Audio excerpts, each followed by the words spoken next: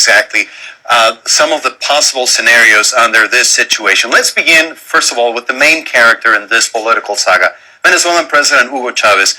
As you know, John, he has been unable to talk to the public. He left Venezuela on December 10th for Cuba for cancer surgery, and he has not been seen in public since. He is the man everybody is waiting on, trying to find out what his situation, real situation is. Now, John, I want to bring your attention to a date, January 10th. Chavez is supposed to be sworn in on January 10th. If he is incapacitated before that date, this man, current foreign minister, and he's also the vice president, Nicolás Maduro, would take office between now again and January 10th. Now, what happens if Mr. Maduro is in office and Chavez cannot show up for his own inauguration on January 10th?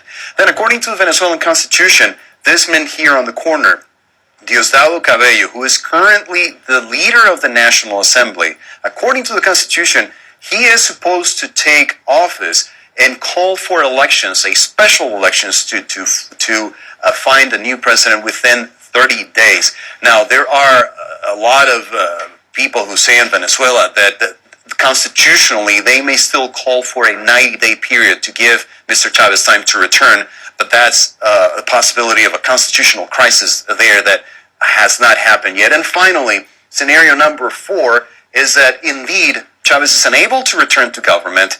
He is unable to govern, and there's an election. This man, Enrique Capriles Radonsky, who gathered 45% of the vote in the presidential election in October, now has a shot because he still has a strong following, and it would be essentially a free-for-all in which everybody would have an opportunity. But again, John, a lot of complicated questions, and this situation gets very messy. And the questions get bigger because even if Hugo Chavez recovers, he is almost inevitably going to be a very diminished figure, and he may not recover. And so there's an entire country that has a cult of personality about this man, that he has been such a domineering figure for so long.